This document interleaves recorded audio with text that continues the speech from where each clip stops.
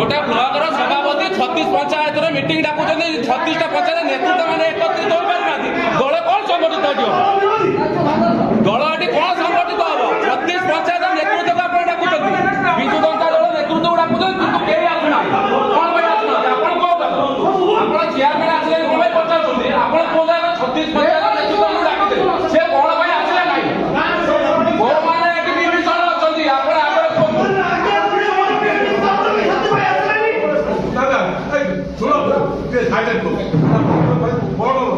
आप छत्तीस पंचायत जो नेतृत्व मंडल डका कहीं आसना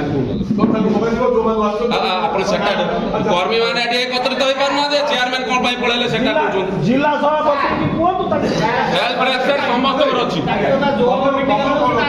प्रमाण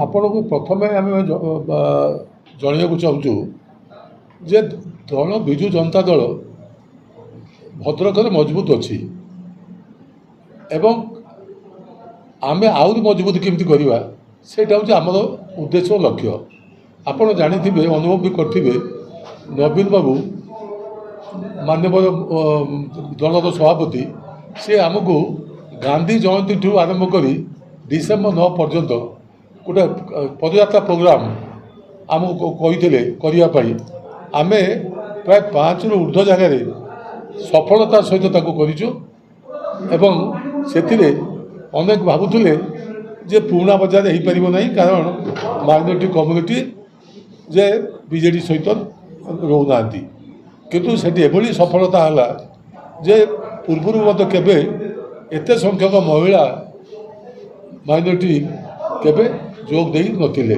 सभा मध्य सफल है जेतेबेले नवीन बाबू जो डाकरा देइचंती भद्रक विजु जनता दल सबु बेले से सौम्यसी हत्याकांड हो मृत्यु घटना हो कि राज्यर जो समस्या हो आमे सेतेबेले नवीन बाबू निर्देश से आरडीसी ऑफिस घेराव करवा एवं सेक्रेटेरिएट को ऑफिस घेराव करवा सी कार्यक्रम चली प्रमाण हो दल सक्रिय नथिले एभली कार्यक्रम केबे होता नहीं तापर आप निजे देखुए म्युनिसिपालिटी चेयरमैन से सकाळु संज पर्यंत राति 9 पर्यंत से दिन सारा वार्ड बुलूची राति लोक समस्या बुझुची मो जानिबारे ता विरुद्ध में कौन अभियोग किसी थिला बेले जना पड़ूना एवं आम आशा करुचु जे म्युनिसिपालिटी जो स्थिति अच्छी आम जदि से स्थिति पंचायत करदे पारू ताले आगामी दिन में विजु जनता दल सांगठनिक शक्ति वृद्धि पार आमर आजिका जो डकाइला मीटिंग आजिका मीटिंग रो केते पंचायत जोग देथिले एवं कोन कोन हला आपण सोधु आमे आमे तो डाकिला बेले समस्त को डाकुछु एवं आपण जानिथिबे आज आम गोटे अखड़ुआ दिन हो गला कहीं ना निराकार बाबू जे कि जड़े विशिष्ट एडवोकेट एवं आम अंचल जड़े प्रतिनिधि नेता तांकर भी आज श्राद्ध प्रथम श्राद्ध वार्षिक पड़ला आमर मीटिंग जो समय रोचे तांकर कार्यक्रम से समय रहा एवं से मुझे जड़े सभापति थी तेणु किसी लोक से चलीगले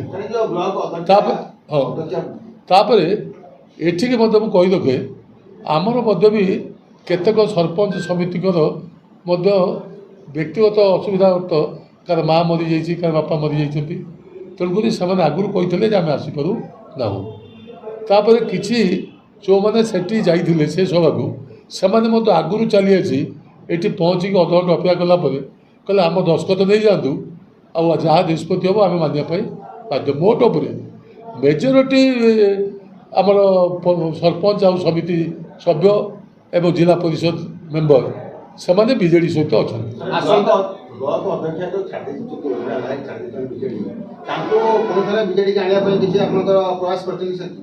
आपण शुणु आपण जो कहले सी जीवा आम न जातु आम सब उद्यम करूँ किंतु ସିଏ ଯେତେବେଳେ ନିଷ୍ପତ୍ତି କରିକି ଇସ୍ତଫା ଦେଇ ସାରିଲେଣି ସେତେବେଳେ ଆଉ ଆମେ ତାଙ୍କ ସହିତ ଆଲୋଚନା କରିବା ଅର୍ଥ ଏଇଟା ବୃଥା। ଯିଏ କହୁଛନ୍ତି ଯାଇକି ତାଙ୍କ ସହିତ ଆଲୋଚନା କର, ମୁଁ ସେଥିରେ ସହମତ ନୁହେଁ। ସେ ଯଦି ଇସ୍ତଫା ନ ଦେଇଥାନ୍ତେ ତାହେଲେ ମୁଁ ତାଙ୍କ ଘର କାହିଁକି ସେ ଯେଉଁଠି କହିଥାନ୍ତେ ମୁଁ ମଧ୍ୟ ଯାଇକି ତାଙ୍କ ପାଖକୁ ଯାଇଥାନ୍ତି। ଆପଣଙ୍କର ସଂଖ୍ୟାଧିକ ସରପଞ୍ଚ ସମିତି ସଭ୍ୟଙ୍କୁ ନେଇକି ଯିବେ ବୋଲି ମିଶିବେ ବୋଲି ଭାରତୀୟ ଜନତା ପାର୍ଟି ଯାହା ଶୁଣାଉଛି, ତାକୁ ସାର୍ ଆପଣ କିଛି କହୁଛନ୍ତି ସେ ସମିତି ସଭ୍ୟ ସରପଞ୍ଚମାନଙ୍କୁ ବିଜେଡ଼ିରେ ପୁଣି ରହିବା ପାଇଁ? ଆପଣଙ୍କର ଆପଣ ଦେଖିବେ ମେଜରିଟି ସରପଞ୍ଚ ସମିତି ସଦସ୍ୟ ବିଜେଡ଼ି ସହିତ ରହିବେ, କାରଣ ବିଜେଡ଼ିକୁ ସେମାନେ ଭଲ ପାଆନ୍ତି ଏବଂ ନବୀନ ପଟ୍ଟନାୟକ ସରକାର ସମୟରେ ପ୍ରତ୍ୟେକ ପଞ୍ଚାୟତର ଯେଉଁ ବିକାଶ ଘଟିଛି 50 ଲକ୍ଷ ଟଙ୍କାର କାର୍ଯ୍ୟକ୍ରମ ସେମାନେ କରିଛନ୍ତି। ଆଉ ଯେଉଁ ସମ୍ମାନ ପାଇଥିଲେ ନବୀନ ବାବୁ ସମୟରେ ସରପଞ୍ଚ ମାନେ ଗୋଟେ ଗୋଟେ ମୁଖ୍ୟମନ୍ତ୍ରୀ, ଯେତେବେଳେ କରୋନା ହେଇଥିଲା ସେତେବେଳେ ଆପଣ ଜାଣିଛନ୍ତି ତାଙ୍କୁ ଜିଲ୍ଲାପାଳ କ୍ଷମତା ଦିଆଗଲା। ତାପରେ ତାକୁ ଛାଡ଼ିଲା ପରେ ମଧ୍ୟ ନବୀନ ବାବୁ କହିଲେ ଯେ ପଞ୍ଚାୟତ ହେଉଛି ସବୁଠାରୁ ଗଣତାନ୍ତ୍ରିକ ବ୍ୟବସ୍ଥାର ମାନେ ଆଗୁଆ କାର୍ଯ୍ୟକ୍ରମ। ଏଇଠି ଖାଲି ଆପଣ ଦେଖନ୍ତୁ ସେମାନେ ରହିବେ କି ଆପଣଙ୍କ ସହିତ? ଏଇ ଯେଉଁ ସରପଞ୍ଚ ସମିତି ଏବେ ଅନୁଭବ କରୁଛନ୍ତି ଇଏ ସରକାରରେ କ'ଣ ଦେଖିଲେ ନା କ୍ଷମତା ତାଙ୍କର ସଂକୁଚିତ ହେଉଛି, ଚେୟାରମ୍ୟାନର କ୍ଷମତା ସଂକୁଚିତ ହେଉଛି, ସେଥିପାଇଁ ସେ ଆନ୍ଦୋଳନ କରିଥିଲେ। କିନ୍ତୁ ଆମ ସମୟରେ ତାଙ୍କ କ୍ଷମତା ଅଧିକ ଦିଆହେଉଥିଲା, ତାଙ୍କର ସ୍ୱାଧୀନତା ଅଧିକା ଦିଆହେଉଥିଲା। ମହିଳା ମୋଟାମୋଟି ସାର୍ ଆଜି ଯୋଉ ମିଟିଂ ହେଲା ଫଳାଫଳ ସାର୍ କ'ଣ ଜାଣିବେ? ଆପଣ ଶୁଣନ୍ତୁ, ଫଳାଫଳ ବିଜୁ ଜନତା ଦଳ ସକ୍ରିୟ ଅଛି ଏବଂ ରହିବ ଏବଂ ନବୀନ ପଟ୍ଟନାୟକ ନେତୃତ୍ୱରେ ଯାହା ନିର୍ଦ୍ଦେଶ ଆସିବ ତାକୁ କାର୍ଯ୍ୟକାରୀ କରାଯିବ ଏବଂ ଆମର ଉଦ୍ୟମ ଜାରି ରହିବ। ବିଜୁ ଜନତା ଦଳ ନବୀନ ବାବୁଙ୍କ ସମୟରେ 2020 ମସିହାରେ ଯେଭଳି 1 ନମ୍ବର ଦଳ ଥିଲା ସେଇଭଳି ଭଦ୍ରକରେ ବିଜୁ ଜନତା ଦଳକୁ 1 ନମ୍ବର କରିବା ପାଇଁ ଆମେ ପ୍ରୟାସ ଜାରି ରଖିଛୁ। ଆମେ ଆଶା କରୁଛୁ ଆମର କର୍ମୀ ଭାଇ ଭଉଣୀମାନେ ନିଶ୍ଚିତ ସହଯୋଗ ଦେବେ ଏବଂ ଆଗାମୀ ପଞ୍ଚାୟତ ନିର୍ବାଚନ, ମ୍ୟୁନିସିପାଲିଟି ନିର୍ବାଚନ ତାକୁ ପ୍ରମାଣ କରାଇବ ଯେ ଆମେ 1 ନମ୍ବର ଦଳ କି ନୁହେଁ। ଆଜି ସାର୍ ହୋ ହାଲ୍ଲା ହେଲା, ପାଟିତୁଣ୍ଡ ହେଲା ମିଟିଂ ଶେଷ। ଶୁଣ, ଗୋଟେ ମିଟିଂ ହେଲେ ଆପଣ ଜାଣିଛନ୍ତି ଯଦି ହୋ ହାଲ୍ଲା ନ ହୁଏ ଜଣାପଡ଼େ ନା ଯେ ଏଠି ଯୁବକ ଅଛନ୍ତି।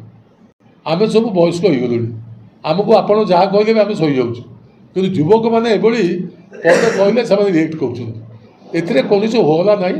ହୋ ହାଲ୍ଲା ଦ୍ୱାରା କାହା ଭିତରେ କାହାର ଅନ୍ତର ଭାଙ୍ଗି ନାହିଁ ଏବଂ ଆମେ ମଧ୍ୟ ବି ସବୁବେଳେ ଚେଷ୍ଟା କରୁଛୁ ଯେ ଯେହେତୁ ଆମର ବୈଠକ ଗୋଟାଏ ହେଇଗଲା ଏବଂ ଯୁବକମାନେ ବି ତା ଦେହରେ ପଶି ଆସିଲେ ଏବଂ ଯୁବକମାନେ ମଧ୍ୟ ବି ଟିକେ ସେମାନେ ମଧ୍ୟ ଯେ ମୁଁ ଅସିତ ପଟ୍ଟନାୟକ ବୁଲୁ ଆପଣମାନଙ୍କୁ ସ୍ୱାଗତ କରୁଛି ଏବଂ ନମସ୍କାର ଜଣାଉଛି।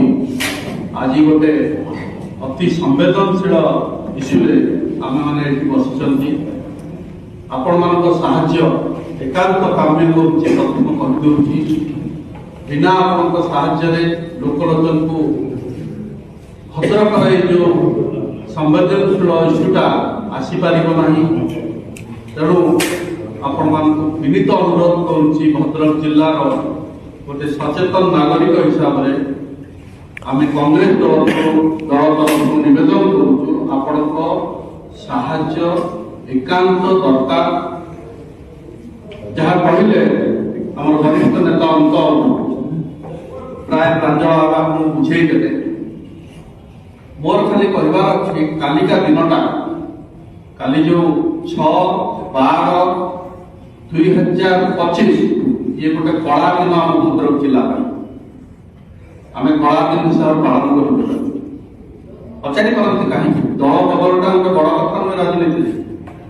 ଦଳ କିଏ କୋଉ ଦଳରେ ଭଲ ପାଇଲା, କାହାକୁ ଭଲ ପାଇଲା ଯାଇପାରିବ, କିନ୍ତୁ ପ୍ରଶ୍ନ ଆମର ଯାହା କହିଲେ ଅନ୍ତ 200 କୋଟି ଟଙ୍କାର ଉର୍ଦ୍ଧ୍ୱ ଇଡି ଯାଞ୍ଚ ଚାଲିଥିବା ବେଳେ ତାଙ୍କୁ ନେଇକି ତମେ ଦଳରେ ମିଶେଇଲ। କିଏ ମିଶେଇଲେ? ସେଇ ଜିଲ୍ଲାର ଯେ ନେତା ଅଛନ୍ତି। ମୋହନ ମାଝୀ ସେଇ ଜିଲ୍ଲାର ନେତା ନୁହନ୍ତି, ସେ ଜିଲ୍ଲାର ନେତା ହେଲେ ବିଜେପିର ଯେ ରାଜ୍ୟ ସଭାପତି, ଯିଏ ଭଦ୍ରକ ଜିଲ୍ଲାରୁ ବାରମ୍ବାର ଛିଡା ହେଇଛନ୍ତି। ଭଦ୍ରକ ଜିଲ୍ଲା ବିଷୟରେ ସବୁ ତାଙ୍କୁ ପୁଙ୍ଖାନୁପୁଙ୍ଖ ଭାବେ ଜଣାଅଛି। ପରିକ୍ରମା ନେତା ବୋଲି ସେ ବୋଲଉଛନ୍ତି। ସିଏ ତାଙ୍କୁ ମିଶେଇଲେ। ଇଡି ଯାଞ୍ଚ କରିଥିଲା କିଏ? ସେଇ ବିଜେପି ସରକାର। ଭଦ୍ରକରେ ଆପଣ ବିଶ୍ୱାସ କରିବେନି 2014-15 ଆଜି ପର୍ଯ୍ୟନ୍ତ ଆପଣ PNG ରେ ଯେତେବେଳେ ଯାଉଥିବେ ଏପଟେ ଦେଖୁଥିବେ ଭଦ୍ରକ ଇଞ୍ଜିନିୟରିଂ ଷ୍ଟାଫ ମାନେ ଟେଣ୍ଟ ତଳେ ବସିଛନ୍ତି। डिमांड कौन डिमांड होला पूरा जेन्युइन डिमांड सरकारी जगह सरकारी कोठा तमे प्राइवेट मालिकाना हो गल कौन चंचलता कल जहाँ कहले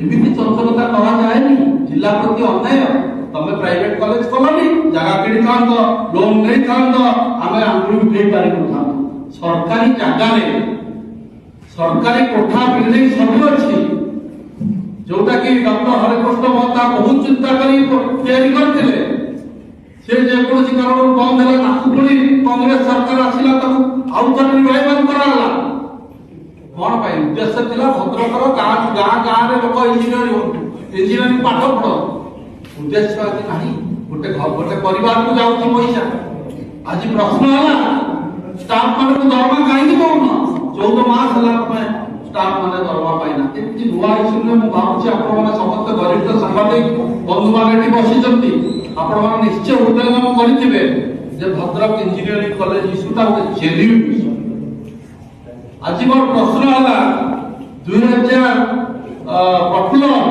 प्रफुल्ल सामलजी सेटिकर बीजेडी रो वरिष्ठ नेता आपण दायित्व रे थिले चेयरमैन हेकी थिले आपण को पुओ को दायित्व आपण देले सरकार को 2015 में से लेखिकी देइछंती सरकार को सेतोलकर नवीन पटनायक सरकार को लेखिकी देले जे एटा को सरकार नहीं जाऊ जेतबेले सरकार को नहीं जाऊ बोली कहिले सरकार हस्तक्षेप करी जिलापाल द्वारा प्राय वर्षे ऊर्ध कि 2 वर्ष पाखापाखि सरकार चलेला कॉलेज सब स्टाफ खुशी गपरे हेले समस्त दरमा पाइले इफेम दियाला पुणी वर्षे 1.5 वर्ष तल देखिदेले पुणी से डिमांड कले कोर्ट रे जाई आश्रय नेले जे हमकु पुणी कॉलेज दिया केवल दुई मुआ नीति भाव निजे लेखि देइचंती प्रफुल्ल बाबू तंको तापर दिजन जाक पुणी डिमांड कले जे हमकु कॉलेज दिया कोनसी कारण कोर्ट से तल स्टे देला किंतु से स्टे को 2019 मसिया मत लागुची से स्टे को रद्द कर दे कोर्ट माने तापर सरकार एटा पुणी थरे चलेबा था 2019 रु आज गेला 25 मसिया सरकार का हाथ को नहीं पाले ना कौन एतले सरकार का इंटरेस्ट आमे जानी पाउनु किबा नेटिका राजनेता मानकर इंटरेस्ट समस्त को से पोसी की रखुछथि कहबा कि अत्युक्ति हो आपण जानिबे 200 कोटी टका ईडी चार्ज चली कौन एमती डील कर दलो केते प्रकार भाग बांटिला गोटे भद्रक पासी गड़ी मंदिर कथा होते चा फटिले कथा होते जे कौन डीलटा हला केते प्रकार मनमोहन बाबू आज ताकू आ केते पर आपण देखिबे ईडी चार्ज बंद हो जिवो सब जिंस स्मूथ हो जिवो जा कहले तो वाशिंग मशीन में तुम आगे धूली कर देले माटी लगे देले धोला साथ पूरा तापर ताको ए वाशिंग मशीन में धोइबे धोइ के क्लीन करी के बाहर दिबे एवं ताको दायित्व देबे लोक निर्वाचन मंडली तुम नियो दायित्व नहीं राजनीति का ठीक मनमोहन बाबू आपण को तो लोक माने वोट देई छथि बीजेपी सरकार आई छथि आप ई राजनीति करी के घृण्य चक्रे भद्रक पासी को आकर खळू पड़ै छथि सेटिकार जिलापाल को ऑर्डर दिया होनी सेटिकार एडीएम को ऑर्डर दिया होनी प्रॉपर इंक्वायरी होनी मोर प्रश्न हला आज्ञा कौन दोष करथिले इंजीनियरिंग कॉलेज स्टाफ दुईटा फांसी देकी मरचंती आपण जानिया दरकार दरमा पाइलेनी फांसी देकी मरचंती एबे भी केते लोक मरिया को जाउछन आपण देखंतु 14 मास हला आपण दरमा पाइना वर्ष वर्ष धरि के स्ट्राइक रे बसुछंती निज पैसा खर्च करी सब बसछन लज्जा लागुଛି ଅତି ଲଜ୍ଜା ଘୃଣ୍ୟ ଲାଗୁଛି ଭଦ୍ରକ ଜିଲ୍ଲା ର ନେତା ମାନେ ଏଇଭଳିଆ କରୁଛନ୍ତି ବିଜେପି ନେତା ମାନେ ଅତି ଘୃଣ୍ୟ ଚକ୍ଷୁରେ ଆମ ମାନେ ଦେଖୁଛୁ ଭଦ୍ରକ ବାସି ଦେଖୁଛନ୍ତି ସାର୍ ରାଜନୀତିରେ ଦଳ ବଦଳତା ଗୋଟେ ପ୍ରକ୍ରିୟା ଆପଣ କଳା ଦିବସ ବୋଲି କାହିଁ କହୁଛନ୍ତି ଏଇଥିପାଇଁ କହୁଛୁ ମୁଁ ପ୍ରଥମେ ଆପଣଙ୍କୁ କହିଲି ରାଜନୀତିରେ ଦଳ ବଦଳ ଗୋଟେ ପ୍ରକ୍ରିୟା କିନ୍ତୁ ଜଣଙ୍କ ବିରୁଦ୍ଧରେ 200 କୋଟି ଟଙ୍କାର ଇଡି ଚାର୍ଜ ଚାଲିଥିଲା ବେଳେ ତମେ ଚାର୍ଜ କରିଛ ତମେ ତାକୁ କେମିତି ନେଲ ଦଳରେ ଏବଂ ଇଡି ଚାନ୍ସ ପାଇଲେ କଣ ହବ? ଇଡି ତ ତମ ପକେଟରେ, ଇଡି ତ ତମ ପକେଟରେ, ତମେ ତାକୁ କ୍ଲିନ୍ ଚିଟ୍ ଦବ। ତା ଅର୍ଥ ତମେ ନେତାମାନଙ୍କୁ ଯାହା ଅନ୍ତର୍ଭୁକ୍ତ କଲେ ଡରାଇବ, ଧମକେଇବ, ଇଡି ଦ୍ୱାରା ପୋଲିସ ଦ୍ୱାରା ତାକୁ ପ୍ରତାରିତ କରିବ, ତାପରେ ଦଳରେ ତମର ମିଶେଇବ ଏବଂ ତାପରେ ସବୁ କ୍ଲିନ୍ ହେଇଗଲେ ୱାସିଂ ମେସିନରେ ବାହାରିବ। ଏ ରାଜନୀତି ଚଳିବ ନାହିଁ। ତମକୁ ତ ଲୋକ ଭୋଟ ଦେଇଛନ୍ତି, ସେ ଯୋଉଭଳି ହଉ, ଭୋଟ ଚୋରି ହଉ, ଇଭିଏମ୍ ଚୋରି ହଉ, ଯୋଉଥିରେ ବି ତମ ଭୋଟ ଦେଇ ଜିତିଛ। ସରକାର ଭଦ୍ରକରେ ବହୁତ ଇସ୍ୟୁ ଅଛି ଆଜ୍ଞା। ମେଡିକାଲ କଲେଜ 2 ମିନିଟ୍ ଦେଲେ ଆମେ କରିଦେବୁ, କାହିଁ ମେଡିକାଲ କଲେଜ ନାହିଁ? ଭଦ୍ରକାଳୀକୁ ମା ଭଦ୍ରକାଳୀ ପୀଠ ଆପଣମାନେ ସମସ୍ତେ ଜାଣିଥିବେ। ମା ଭଦ୍ରକାଳୀ ପୀଠକୁ କୋଟି କୋଟି ଟଙ୍କା ଯାଇଛି, ରାସ୍ତା ହେଇପାରୁନି। ଲୁଚେଇକି ଗଭର୍ଣ୍ଣର ମନ୍ତ୍ରୀ ମାନେ ଯେତେବେଳେ ଯାଉଛନ୍ତି ତାଙ୍କୁ ଆରପଟ ବୁଲେଇକି ନିଆଯାଉଛି। ଇଏ କଣ? ବାବା ଆଖଣ୍ଡଳମଣିକୁ କୋଟି କୋଟି ଟଙ୍କା ଯାଇଛି ରାସ୍ତା ହବା ପାଇଁ, ଆପଣ ଯାଇପାରିବେ ଖାଲ ଦୀପ। ଇଏ କଣ? ସେ ଇସ୍ୟୁରେ ଆପଣ ଧ୍ୟାନ ଦିଅନ୍ତୁ। ଭଦ୍ରକ ବିଶ୍ୱବିଦ୍ୟାଳୟ ନାହିଁ, ସେଥିପାଇଁ ଆପଣ ଧ୍ୟାନ ଦିଅନ୍ତୁ। ଆପଣ ଏଇ ସବୁ କୋଉ ନେତା କେତେ ଖାଇଲା, କଣ କଲା, ସେମାନଙ୍କୁ ପଳେଇବାର ଯେତେ ଚୋର ଆପଣ ଜାଣିବେନି। ବାସୁଦେବପୁର ବିଷୟରେ ଅନ୍ତର୍ଭୁକ୍ତ ଆପଣଙ୍କୁ ଜଣଙ୍କୁ ଆପଣ ଜାଣିଛନ୍ତି। ବାସୁଦେବପୁର ଯେ ଚେୟାରମ୍ୟାନ, ତାଙ୍କର ଗୋଟେ ଭିଜିଲାନ୍ସ କେସ୍ ଚାଲିଛି। ତାଙ୍କ ଡେଟ୍ ସରିଗଲା ଏଇ 30 ତାରିଖ, ଯାପରେ ସେ ଆରେଷ୍ଟ ହେଲେ। ସେ ଦେଖିଲା ଆଉ ଅନ୍ୟ ଗତି ନାହିଁ, ଇମିଡିଏଟ୍ ବିଜେପି। এটা কোন এটা রাজ্য লোক কোন জানুনাহাନ୍ତି। ଭଦ୍ରକ ବାରେ 100% ଆପଣମାନଙ୍କ ସହାୟତା ଆମେ କଂଗ୍ରେସ ଦଳ ଗଳି ଗଳିରେ ମନମୋହନ ସାମଲ ଏବଂ ତାଙ୍କର ଯେ ନେତା ବିଧାୟକ ସାଂସଦକୁ ପ୍ରଶ୍ନ କରିବୁ ଏବଂ ସେ ଲୁଚିବେ। ଆପଣଙ୍କୁ ଏଟା ଜଣେଇବୁ, ଆମେ ଛାଡ଼ିବୁ, କାରଣ ଏଟା ଜେନ୍ୟୁଇନ୍ ଇସ୍ୟୁରେ ଆମେ ବାହାରିଛୁ। ସେଟା ଆମେ କେମିତି ଆପଣମାନେ ଖୋଳି ଖାନ ଡିଲ୍ ତ ସିଓର ହେଇଛି, ନହେଲେ କାହିଁକି ଜଣକୁ ନା ବଦଳ ଆଜି କଣ ପାଇଁ ଯାଇଛନ୍ତି? ପୁଣି ତାଙ୍କ ବାପାଙ୍କୁ ଦୁଃଖ ଲାଗୁଛି, ଆଉ ଗୋଟେ ଡିଲ୍ ହେଇଯାଇପାରେ। ଏଥିରେ ପୁରା ଜଣାପଡୁଛି ବିଜେଡି ଯୋଉଟା ଆମେ ସବୁବେଳେ କଂଗ୍ରେସ କହିଛି ଏକ ବୋଲି, ଆଜି ମତେ ସେଟା ପରିପକ୍କ। ଆଜି ମତେ ଲାଗୁଛି ଡ୍ରାମା କରିକି ନବୀନ ନିବାସ ଗୋଟେ ଡ୍ରାମା ଚାଲିଲା ଏବଂ ମତେ ଲାଗୁଛି କୋଉଠି ନା କୋଉଠି ଯିଏ ତାଙ୍କର ସେକ୍ରେଟାରୀ ଥିଲେ କହିଦେଇଥିବେ ରାଜ ଗାନ୍ଧୀ ସାମଲଙ୍କୁ, ତମେ ମିଶି ଯାଉନି, ତମ ପଛରେ ଯେମିତି ସେ କରିଛନ୍ତି ଅଶ୍ୱିନୀ ବୈଷ୍ଣବଙ୍କୁ ଛାଡ଼ିଛନ୍ତି, ଏଠି ଜୟ ଢୋଲକିଆକୁ ଦେଇଦେଲେ। ଆପଣମାନେ କଣ ଜାଣିନାହାନ୍ତି? ସେକ୍ରେଟାରୀ ଯିଏ ଥିଲା ମିଷ୍ଟର ମାଣ୍ଡିଆ, ଆପଣ ସମସ୍ତେ ଜାଣିଛନ୍ତି ଯେ ତାଙ୍କର ପୁରା ନେକ୍ସସ୍ ଅଛି ବିଜେପି। ସେଟା ମତେ ଲାଗୁଛି ଆଜି ନହେଲେ ବି କାଲି ଆପଣ ଜାଣିବେ ଯେ ଏଇ ଲୋକଟାକୁ ମଧ୍ୟ ସିଏ ଦେଇପାରନ୍ତି।